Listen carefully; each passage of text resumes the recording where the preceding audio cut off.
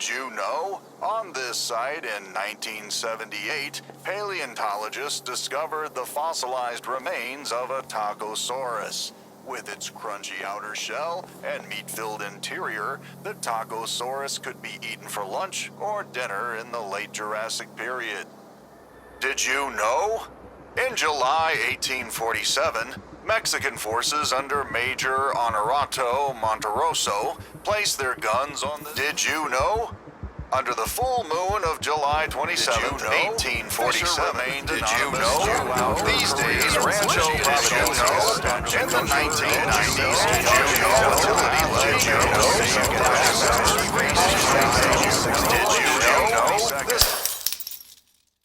Who the fuck is this game for? Wait for it.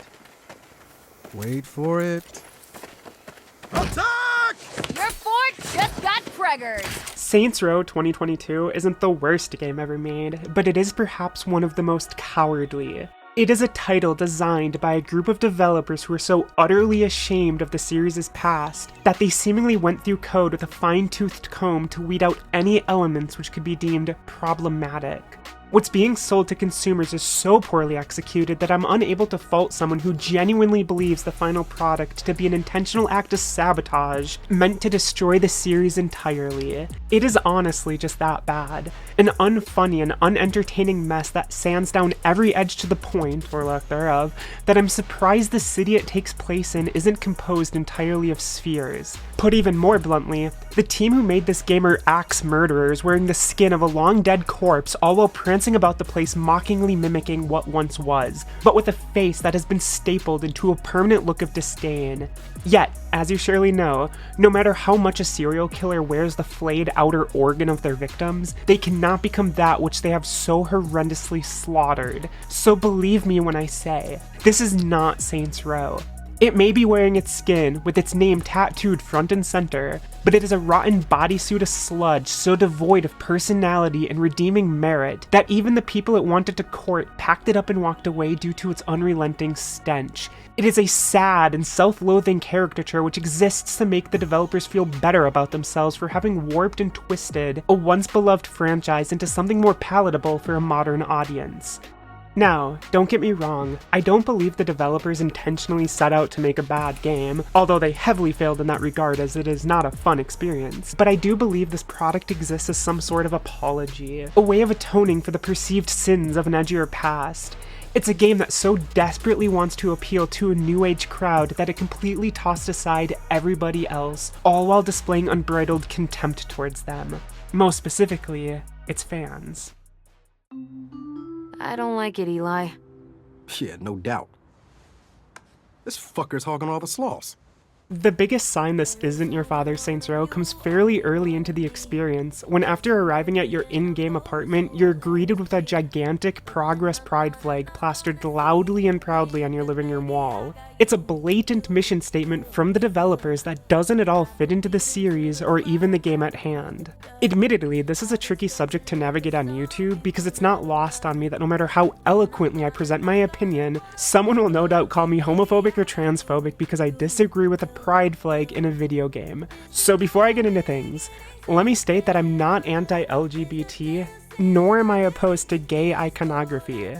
There are a number of games where I defend the presence of such flags. Take The Last of Us 2 for instance. Throughout the game you travel through a post-apocalyptic version of Seattle, and at one point you come across an old bookstore that has a pride flag hanging up inside it. This I couldn't care less about. Like, yeah, no shit you'd find that flag inside a Seattle bookstore. It's one of the most believable, and least ham-fisted, things within that particular game. Similarly, there's Spider-Man on PS4. It takes place in New York, and while it's a heavily fictionalized version with mutants and superheroes, it is still based on the real city. So when I'm web-slinging above districts that in real life are heavily pro-gay, it makes a ton of sense for there to be pride flags blowing in the wind. I still say those inclusions are statements from the developers, but so what? Not everything needs to be apolitical or sanitized a real-world connotation. It also helps that in those examples, they're statements that don't clash with what the player is being presented with, or with what they've come to expect from said series. They're inclusions that are not all that ham-fisted or obtrusive. Saints Row, on the other hand, is the opposite. The developers boldly, loudly, and proudly put a progress pride flag where they did because they wanted to make a point. For a series known for its edgy jokes that have at times caused offense, it is a way to say that the new Saints Row is a safe space for those who don't want edginess to ruin their day. I also fully believe it's backed by a stereotypical and misguided belief that the former dude bro audience the series catered towards were a bunch of bigots, and this is a way for the developers to separate themselves from them. Just the fact that it's the progress flag of all things, and that it's inside your starting base, is testament enough of this. If you're unaware, the Progress Pride flag is a heavily politicized far-left symbol that felt the need to add race and trans people to it. Never mind, the rainbow already represented everyone. And while this next point relies on me resorting to stereotype, I don't believe it's unfair to say that the most vocally annoying people online tend to use it. Think the type of person who grievance mongers about literally everything. The ones known for getting offended over every imaginary slight. You know the type. They're typically called woke. Anyways, because it's that flag being displayed in the starting apartment, it's very clear the developers used it to make a statement, one which courses through the veins of this game at every turn. And I'm sorry, but that is not Saints Row. People aren't tuning into the series to be told it's an inclusive space and that all are welcome here. Saints Row is supposed to be hilariously violent, sometimes dark, and extremely edgy. The flag's inclusion is also just a massive disconnect. Within the game, you and your crew are violent criminals who steal cars from strangers and go on mass murdering sprees. But at least they're so anti-bigotry they keep gigantic pride flags on their living room wall, I guess? Like really, what the fuck? It's weird messaging. But regardless, if it's somehow not clear by now, let me state that I'm not annoyed the developers are pro-LGBT. I'm annoyed because they felt this series of all things needed to go out of its way to include messaging of inclusivity. Even more so because it's at the expense of the lifeblood of the series. This game is afraid to be edgy and funny because any attempt at humor might hurt somebody's feelings. And so what we got is a sterile and blank void of nothingness. A game that doesn't even have the cojones to mock people the developers hate.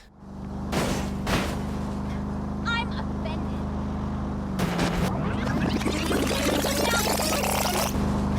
I'm offended. Saints Row has been defanged, its previous masculinity crushed via sledgehammer to the balls. No hyperbole here, the game lacks every modicum of humor you've come to expect from the series. The attempts at jokes are a combination of the tamest 2015 era Reddit humor imaginable, and whatever the fuck some annoying man baby on TikTok thinks is hilarious. Jokes here are tacosauruses, kitty cats, extraneous uses of the word fuck, keep off the grass signs, and the same cliche anti-capitalism remarks you've seen a bajillion times on social media. Oh, and waffle makers. This game really fucking loves waffle makers. I streamed the entirety of this game eons ago, and throughout the entire 2 weeks it took, the laugh counter I kept on screen never went past 2. And one of those laughs was a technicality. An NPC in the world shouted, "I'm offended," and I chuckled because I said something along the lines of, "Oh, that must be a self-insert from the developers." Can you imagine? It's a Saints Row game that barely got 2 mild chuckles out of me, and I'm immature as hell. I laugh at a lot of stupid shit. Just watch one of my Twitch cringe compilations. I'm a literal autistic loser who giggles at everything. I'm very easily amused, which says a lot because this game got nothing out of me. It's genuinely afraid to be funny, and I wholeheartedly believe it's because any joke could be taken the wrong way and hurt somebody's feelings. For instance, they removed rim jobs. It's now Jim Robs, with the joke moving from funny sex term to, what if we swap the wetos well and maybe someone will laugh? But who is offended by a rim job joke? It's not a gender joke, it's not anti-LGBT, it's not discriminatory towards sex workers. It's not anything, it's just a funny term for eating ass. Like the removal of the series' iconic big-boobied freckle bitches mascot I can understand. I disagree with it, but I can still understand why these developers of all people toned it down. But rim jobs? Really? Even more galling is that the game doesn't even mock the people they clearly wanted to distance the series from. It wouldn't improve the game, and likely it would make it worse because this type of political commentary has been done to death and often it's unfunny as hell, but I sure would have a smidgen more respect for this game if it at least tried to mock the types of gamers it hates. I beg it to berate me with a joke at my expense. But it can't even do that. It is frankly just too cowardly. It's so cowardly that I don't even know who the game is for. It's trying to pull in a new age audience, hence the cast containing a bunch of dweebs my pinky toe could bully into submission, and it's why the plot revolves around paying off student debt and obtaining a $300 waffle maker because relatability. But even the grievance-mongering cry-bully journalist crowd this game wanted to have suck its dick wasn't even happy with it. Like, they may have meltdowns when they're the butt of a joke, but even they want humor that takes people down a peg. They just want their jokes to punch upwards. But fuck punching up or down, this game is afraid to even wind its arm back. I can't stress this enough. It plays it so safe as to be offensively bad. It's so tame that a restaurant selling a bag of nuts called a nutsack stood out. Compare this to previous Saints Rows that had horde modes and sex slaves and poop trucks and cutscenes that rarely failed to garner a laugh, and this is just a sad corpse that's been beaten bare and cannibalized, with its funny bone being the first thing torn free and digested into nothing more than a slimy goop. It's dumbfounding. The environmental humor is the weakest level of meme, and the jokes said via dialogue are excruciating. I think even Netflix's so-called post-comedy show built around Hannah Gatsby was funnier, and that's just the one-sided trauma dump told under the guise of a stand-up special. And hey, say what you will about how unfunny she is, but at least Hannah had targets. She had the backbone to get up on stage, bare her soul, and call people out. Her show may not have been very good, but at least she tried, something that cannot be said about Saints Row. An entity so bad I think we veered into post-comedy territory. Like, believe me when I say, its idea of a joke is so bad, I'm honestly shocked one of the history lesson signs didn't say something along the lines of, "Did you know? Dinosaurs are thought to have descended from ancient pancake-making cats." It is just that rough. Although, now that I think about it, I did laugh more than twice while playing the game, but not because of its attempts at humor, but because of how utterly broken it is. What's going on with my character? Why is she doing this? What is going on? What is she doing? She's doing it again! She just won't stop fucking the bike. Stop. This is a fantastic shot. This is a wonderful shot. Just the late afternoon sun, our character silhouetted, and we're just boning our motorcycle. Saints Row is a buggy mess, wildly so. I could probably create a multi-hour-long video composed of nothing but the glitches I found. Although, I don't know if I should complain as the brokenness ultimately became its most entertaining aspect. Which is incredibly sad, because let's not beat around the bush, bugs and glitches suck, especially when they appear frequently in a game that cost full price at launch, and the industry has a bad habit of pushing ever more busted titles out to consumers well before they're ready. But, considering how terrible the rest of Saints Row is, I gotta say, the glitches sucked the least. Maybe it's due to the rest of the game beating me down to the point of exhaustion, but they were the most fun I had. Like, I should have modeled my character after Daniel Radcliffe because of the gun hand glitch where weapons remain stuck in place even after swapping to new gear. This was memorably great when they were glued to my digits during dramatic cutscenes. I also laughed hysterically when my character began holding guns and rocket launchers in the wrong direction and firing them in reverse, bringing a whole new meaning to the phrase, "backblast area clear." That's not to say every glitch was fun though. It did get aggravating when I glitched through walls, fell through the map, experienced broken cutscenes, and had to reload missions after cutscene trigger points failed to initiate. All things that happened a lot. And it's not just the base game that's borked either. I might be a sadomasochist or something because in preparation for this review I dropped $10 on the newest DLC, and guess what? It's broken. Floor and lighting textures tripped out, loading screens failed to load, leaving me stuck on a black screen, and once again I fell through the map. One of the only explanations for the state of the game is that inexperienced hands had to be all over this thing. There's absolutely no way a significant portion of the development team have been working within the field for more than a few years. And should that claim be wrong, then everyone who worked on this game needs to reevaluate their career choices. Actually, scratch that. Let me rephrase. Regardless of their time within this industry, the people who worked on this game should reevaluate their career choices because they are ruiners who never should have been handed this franchise. I'm not going to sugarcoat it. With maybe the exception of the character creator, nothing within this entry is redeemable. There's not a single good quality about it. Gameplay-wise, just ugh. I hate it so much I don't want to talk about it. I think I still have PTSD from how miserable it is.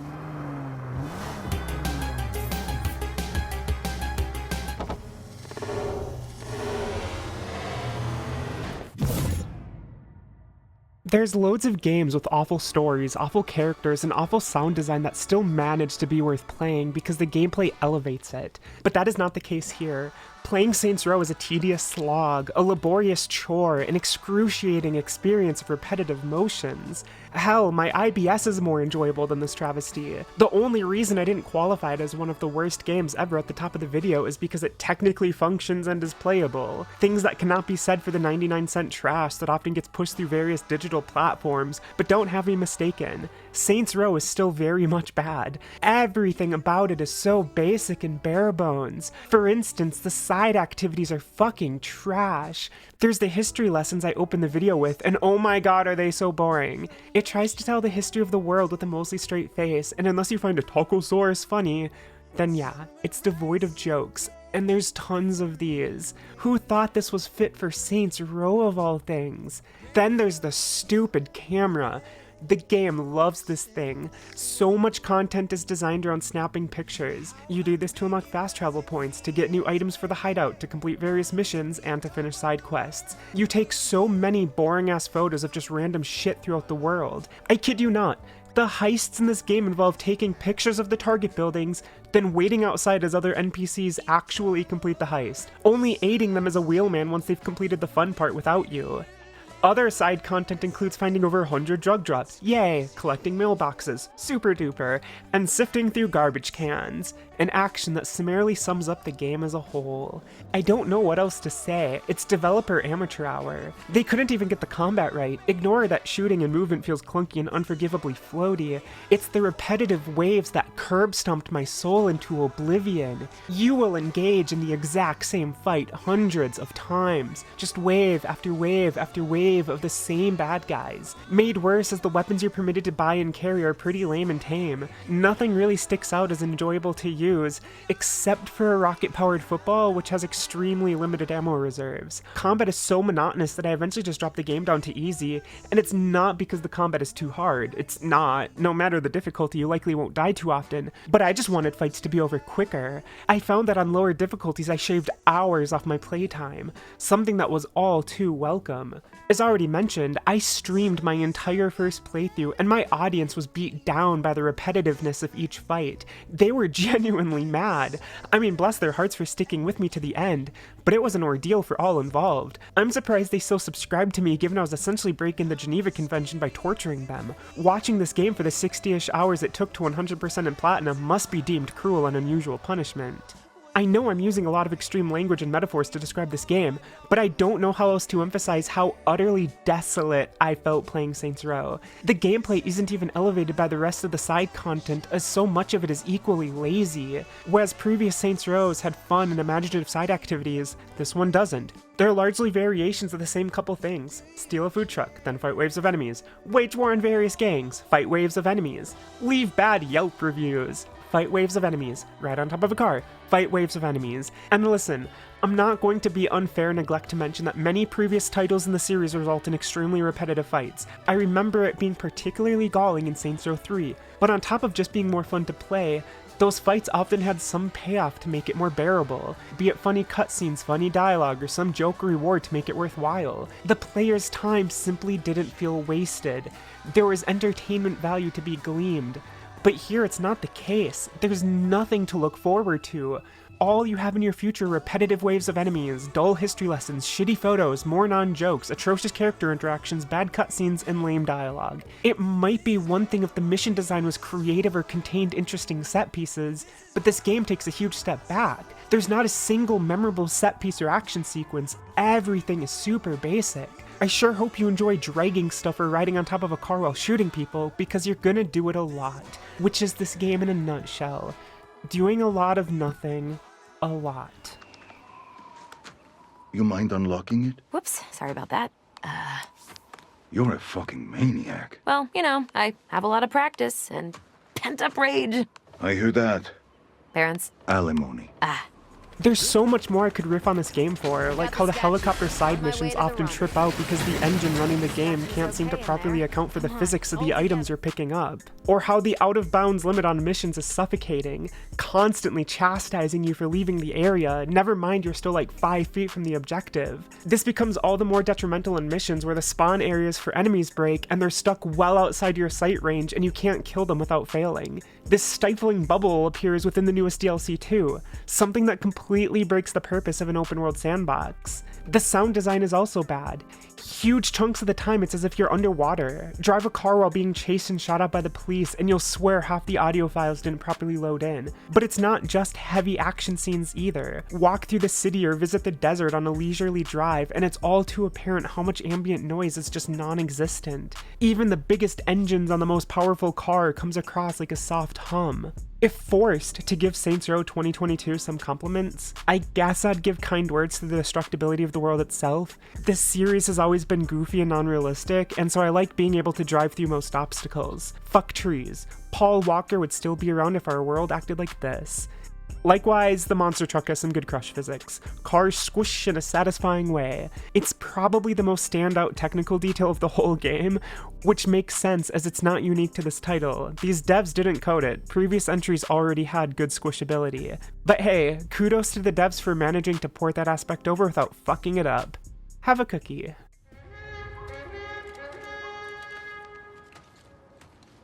Fort Thunderpump has fallen! The siege is over! Surrender your crown, Dust King! No way! You failed to do the required damage in the allotted time! Damn it, Carl, you know I did more than enough damage. Do I need to get a rules check? Before wrapping this up, I'd be remiss if I didn't mention how the Saints Row series as a whole has always had an identity crisis. Never quite sure what to do next or how far it should amplify the crazy. But even throughout its tenure, it still largely stayed true to what it was at heart.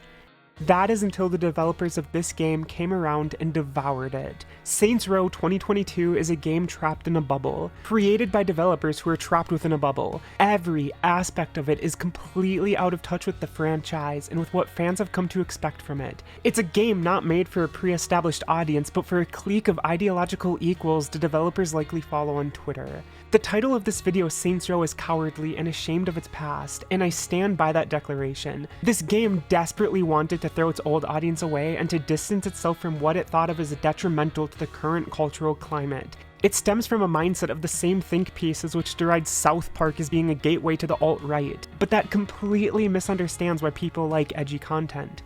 Edginess isn't a sign of someone's moral or political leanings, nor is it a way to gauge the bigotry of an individual. It's just a way to cope and laugh at the dark and inhumane. It's at its heart silliness, just in a darker candy wrapper. It's a way of finding both the lighter aspects of real-world trauma and of enjoying the absurdity of things deemed taboo. It's hilarity formed out of things we tend to agree are wrong. It's why I make light of my own disabilities and trauma. I say some really fucked up jokes about my autism or my history of sexual abuse, and it's clearly not because I support it, but it's because laughter is a light in the darkness. It's the same for violence. I detest real-world murder, but show me the ridiculously over-the-top gunfights in a Tarantino flick, and I will laugh for hours. It's this blatant misunderstanding of why people enjoyed Saints Row's edginess, which made the lengths the developers went to distance themselves from the source material all the more cringe-inducing. It's a slap in the face to those who once enjoyed it. Made worse because they bent over backwards to make sure the old audience understood how bigoted the developers believed them to be, which is super duper omega fucked because the fans of the series stem from every background, be it black, white, gay, straight, trans, left, or right, and every other variation of identity under the sun. And most would agree that all they wanted from this game was edgy violence and humor that is accommodated by fun missions and outlandish side content. Yet what we got instead are cardboard LARP sessions, pride flags, history lessons, and cat memes. It's a game so focused on being inclusive that it threw away its entire personality, ironically becoming exclusive to all but a handful of people trapped within the same bubble as the developers. And it didn't even have to be this way. Had these developers just made the same game under a new name, I wouldn't oppose it as hard as I do now. Sure, it'd still be a bad game that I'd deeply regret playing, but I couldn't hold it against them for being ruiners. If these types are gonna make new games, I want nothing more than for them to chase original IPs. Yet that is not the case, and what we have is a game that displays regret and cowardice at every turn. There's no doubt they envisioned a game that'd be lapped up by a modern audience who would clap for them in the name of progressivism, yet that notion failed. And the resulting bomb exploded with such force that it essentially killed the studio and likely the franchise as a whole. A predictable result for a game that in big bold letters told everybody else to fuck off. Rest in peace, Saints Row. I'll miss you. Thanks for watching. Chrysler, it seats about 20, so hurry up and bring your jukebox money. The Love Shack is a little old place where we can get together. Love Shack, baby. A Love Shack, baby. Love Shack, baby, Love Shack. Love Shack, baby, Love